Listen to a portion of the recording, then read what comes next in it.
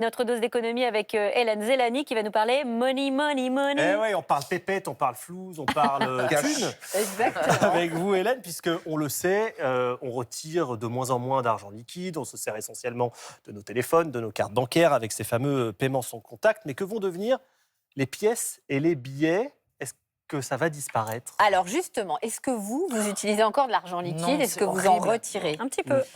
De moins en moins, forcément, mais De moins en rassurez-vous, si vous y tenez à vos pièces, à vos billets, ils ne vont pas disparaître. Ça n'est pas moi qui le dis, c'est le gouverneur de la Banque de France, François Villeroy de Galhau, qui l'a dit devant les députés. La Banque de France n'abandonnera jamais l'argent liquide. Et il a ajouté, l'accès aux espèces est un droit central de nos concitoyens. Pourquoi maintenant cette déclaration? Parce qu'il y a de moins en moins de distributeurs. Les derniers chiffres datent de 2024, ce sont ceux de la Banque de France. Il y en a 1500 qui ont disparu, et donc depuis sans doute encore au moins autant. Plus d'1 milliard de retraits en 2024, moins 4% sur un an et moins 7% en 2 ans. Donc évidemment, on retire de moins en moins d'argent. D'ailleurs, la moitié des Français retirent de l'argent aux distributeurs moins d'1 fois par mois. Les banques, elles en profitent, elles ferment les dingue. agences, elles retirent oui. les distributeurs. Donc tout ça fait une réduction des coûts, donc ça les arrange aussi. Oui. hein. Oui, il y a de moins en moins de distributeurs partout dans les villes d'ailleurs.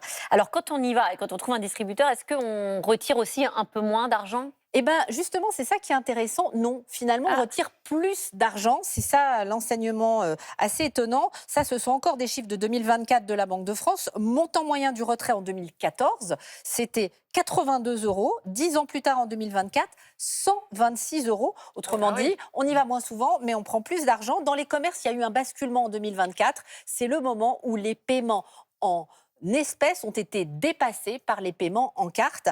L'argent liquide, malgré tout, il est important pour toute une catégorie de la population, les gens qui sont en grande difficulté, les personnes âgées, les gens qui veulent gérer leur budget et savoir exactement sur combien ils peuvent compter. Donc ça a quand même une importance. Et puis, je ne sais pas si vous vous souvenez, en septembre dernier, il y avait la BCE, la Banque Centrale Européenne, qui avait recommandé de garder entre 70 et 100 € de liquide chez soi par personne, Ah oui. au cas où, attaque, coupure de courant, pandémie. Donc ça veut dire que le liquide, il a encore quelques beaux jours devant lui. Parce que si on a plus de Gardons-le. batterie sur son téléphone, Bah, s'il n'y a plus exactement. d'électricité, On sera bien content d'avoir quelques billets. Exactement. Moi, j'ai Gardons. acheté mon pain comme ça. Une fois, grâce à ça, il n'y avait pas d'électricité dans le quartier Eh ben, et j'ai voilà. pu payer mon pain avec ma monnaie. Donc voilà, même si les cartes, même si les téléphones sont très utilisés, nos pièces et nos billets font de résistance. Voilà. Merci Hélène.